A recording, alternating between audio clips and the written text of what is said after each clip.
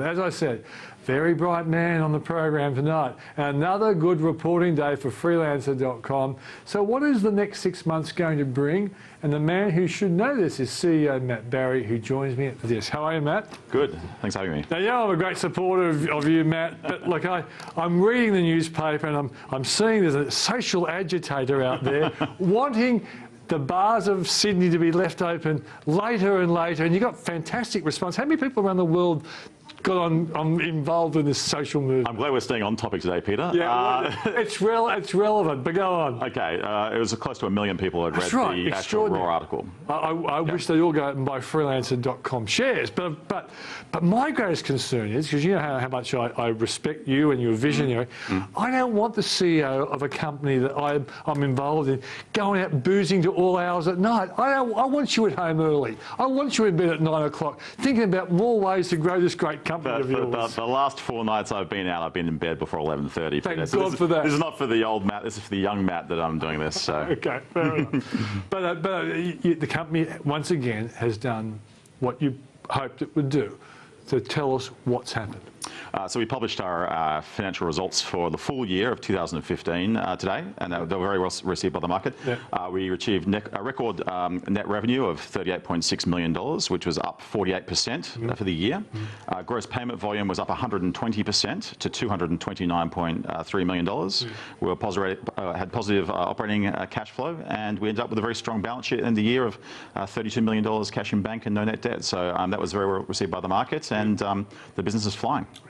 What has happened since the last time you were here? Yep. I presume it was 6 months. Yep. What's happened to Freelancer? Tell us the actual physical changes to the business. Sure. Well, I mean, the core business is going very, very well, but we closed an acquisition that we think is going to be quite a game changer. Game changer for the company. It's a company called Escrow.com. Yeah. This is a global. You've talked about that before. You've targeted Escrow, haven't you? It's a global payments business. So you can think of it just like PayPal, but the difference between PayPal and Escrow.com is the funds stay off balance sheet in a trust account, so there's no chargebacks and there's no risk of any fraud. And so if you want to sell anything of value... So you think it's even safer than PayPal? It is safer than PayPal. Okay. It's a fact, because there's no chargebacks, right? It's a regulated, licensed and bonded business. So if you want to sell anything of value, whether it be your favourite guitar or an aeroplane or a car or whatever it may be, or a services contract, you can pay securely with Escrow.com. Okay. Why has PayPal done so well? Has it been purely just a great marketing exercise through eBay? Well, they came in at the right time. So I mean, actually it was started by one of my friends who sat next to me in class at Stanford, Ken Howery and a bunch of other guys. And you know, very early on, people were looking to transact on the internet. There were not very many safe ways of doing it, and they were really an early pioneer there. But you know, the big difference with Escrow is that you know, we do it in a secure way. We don't have a risk of chargebacks or reversals, which I think is a very big thing for anyone who's sold anything on the internet. If and when you get it, and you seem... We've closed it. You've closed it? So closed it as of 1st of November, so it contributed 2 months worth of into the financials, and in those 2 months there was $91 million worth of turnover, or gross payment volume that came through from that. How do you market it? How do you push it up to PayPal stratosphere type? Well, you know, we have a very good team at Freelancer that's very good at executing on consumer internet. In addition, there's a huge number of marketplaces and classified sites out there globally that need a payment system. Yeah. For example, carsales.com.au, you can't buy a car through there. Right? There's no PayPal button, and no one would even want to sell their car through PayPal. There is an enormous, as you imply, growth of marketplaces, aren't there? I'm staggered by them. There are marketplaces everywhere. There are classified sites everywhere. You know, Craigslist, for example, you could sell through Craigslist. eBay, if I put... Do you call that a marketplace? Yes, it is. Bike exchange? Is bike exchange a marketplace? If I pull out my phone and go to the eBay app and select payment methods, there already is, built into the eBay app, Escrow down the bottom. That is Escrow.com. There's no other company that provides that service. Okay. The only problem right now is the link is broken, doesn't work, and we're going to fix that. Okay, all right. Yeah. Okay, so that's part of, that's the future. What drove the revenues over the last 6 months? So the main thing is what we've been doing over the last 6 years, which is really focusing very much on what we call conversion optimization, which is converting traffic to sign-ups, to posted projects, to people bidding on those jobs, and then ultimately coming back. And you know, we have a team we're very much a data science company. So our team, you know, the guy who sits next to me on my left, who's the guy who makes all the money, is the senior vice president of growth. He's a data scientist, and his team really looks at statistical testing of various things to improve conversions. So that could be looking at subtle changes to the website and navigational changes, right through to more complex changes. And we've just been grinding out that funnel. That's what they call a conversion funnel of sign-ups to projects to ultimately convert to revenue. And we've done very, very well at that. And it's really just intuitively, you can think about it as just making the site easier and easier to use. And we'll run these A/B tests, maybe 30 or maybe even 40 per day run. Not all are guaranteed to succeed, but if you can grind out a few percent here or there and just be rigorous about how you do that, you'll get there eventually. Okay. Are there any more acquisitions on the horizon over the next 6 months? We're constantly evaluating opportunities. We obviously just closed escrow, and that's last year that did $430 million in turnover US.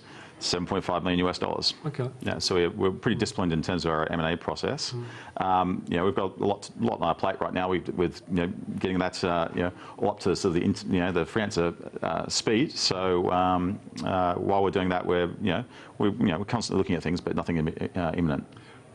People say to me, companies like yours, but they're not making profit. What do you say to people who say that? Well, I run it just at zero. I mean, we actually have been profitable every single year, apart from the last 2 years, where when we went, and a little bit in 2011, because at the time of the IPO, people were complaining about the PE ratio. The PE ratio is infinite when you drive the PE to be zero deliberately because you're reinvesting for growth. Yeah. I mean, we've demonstrated now 8 quarters in the public markets of spectacular growth. This year was 48% year on year, and while the market's there for the taking, and this is a very, very big market. I mean, we're an eBay for jobs, basically, a global marketplace for services. We're just taking as much territory as we can. Okay, but people from the old world don't get this. Some international fund managers who do get this point to Amazon. Amazon basically does that, and they either buy their opponents or they crush their opponents. Is this your aspiration? Well, I mean, if you way? Well, look, we very much think this is a big market. We want to capitalise on that as much as possible. I mean, Amazon only last year temporarily pulled back on the expenditure and generated a huge profit, right? I mean, just to demonstrate the market, they could at any time. Yeah. Our business is a very simple business. There's no capital expenditure. And if you look at the expense line, it's basically headcount and headcount-related expenses like rent, right? So if I ever want to pull it back and make a profit, I just simply slow down the hiring. All right. Now, in terms of the world, how many competitors do you have? Serious competitors. Well, I mean, there's lots of little guys out there that start every day. But serious, we have one major competitor in the US. It's called Upwork. That was a merger of 2 businesses that came together. And they've had a bit of trouble since the merger. They've come up with a third name. They've changed the CEO twice. A cultural problem, the merge. Well, you're happy about that trouble? I'm very happy with where it is right now. Yeah. So we've just been focusing on the business. What's your relative size?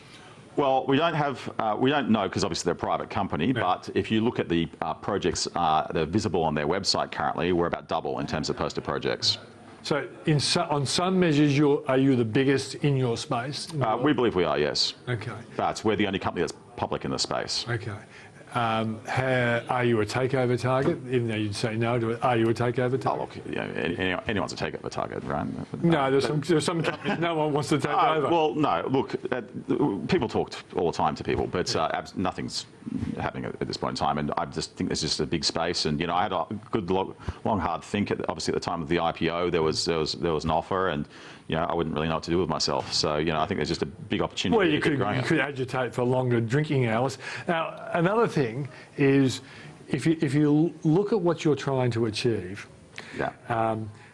Before this market went crazy in January, how high did your share price go to? About $1.90 or so. Okay. Yeah. And before, over say a week ago or so, where were you then?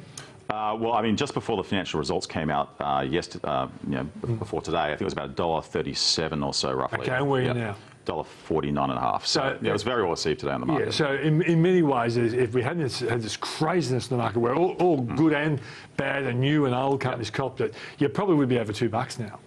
Possibly. Well, given the fact that the market liked your result. The whole sector's crazy. I mean, there's some companies that get an upgrade of 30%, and the share price is down 10%. So it's a crazy times at the moment. Okay.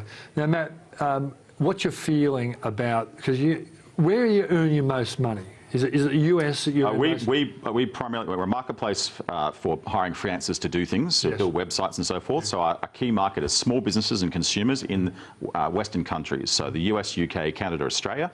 They're the guys that are posting jobs, whether it's a tradesman getting a website built for his company, or whether it's someone getting a logo designed for their cafe.